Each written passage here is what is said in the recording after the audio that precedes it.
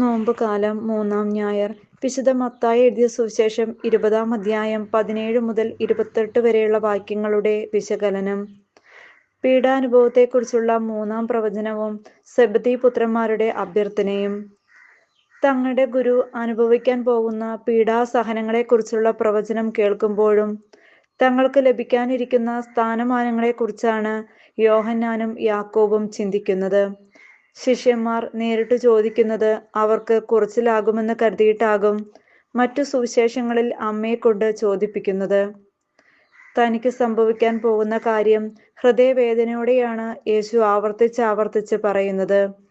പക്ഷേ ശിഷ്യന്മാർക്ക് അതിൻ്റെ പ്രാധാന്യം ഒട്ടും മനസ്സിലാകുന്നില്ല. മറ്റുള്ളവരുടെ ബുദ്ധിമുട്ടും പ്രയാസങ്ങളും മനസ്സിലാക്കാനോ അവരെ ഒന്ന് ആശ്വസിപ്പിക്കാനോ ധൈര്യപ്പെടുത്താനോ ആരും മെനക്കെടാറില്ല.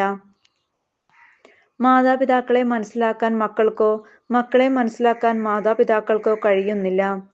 ഭാര്യാഭർത്തൃബന്ധത്തിലും ഈ പരസ്പര ധാരണ വളർത്തിയെടുത്തില്ലെങ്കിൽ കുടുംബജീവിതം വളരെ അരോചകമായിരിക്കും. നമ്മളെ അംഗീകരിക്കേണ്ടവരും ധൈര്യപ്പെടുത്തേണ്ടവരും നമ്മുടെ വളർച്ചയ്ക്ക് വിഘാതമായി നിലകൊണ്ടാൽ നമുക്കുണ്ടാകുന്ന വേദനയും അസ്വസ്ഥതയും എത്രമാത്രമെന്ന് ചിന്തിച്ചാൽ യേശുവിൻ്റെ അന്നത്തെ അവസ്ഥ നമുക്ക് മനസ്സിലാക്കാവുന്നതേയുള്ളൂ.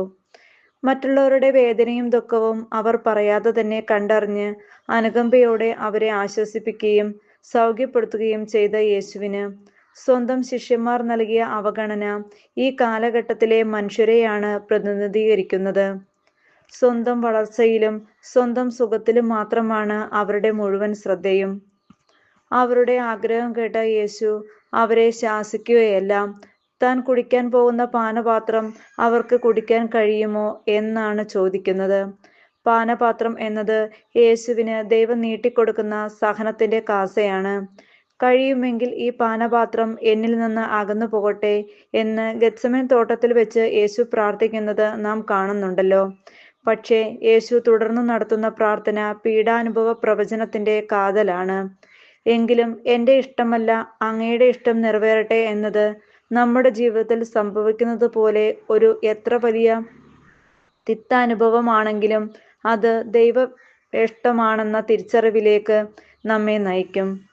നമ്മുടെ ജീവിതത്തിൽ ഉണ്ടാകുന്ന ചില സഹനങ്ങൾ നമ്മുടെ പിടിപ്പുകേട് കൊണ്ടുണ്ടായതാകാം. അതുമല്ലെങ്കിൽ ദൈവത്തിൻ്റെ പരീക്ഷണമാകാം. ഈ മനോഭാവത്തോടെ പരീക്ഷണങ്ങളെ അംഗീകരിക്കാൻ നമുക്ക് കഴിയാറുണ്ടോ? ഇവിടെ കാണുന്ന അടുത്ത ചിന്ത യേശുവിൻ്റെ ഇടത്തും വലത്തും ഇരിക്കാനുള്ള വരമാണ്.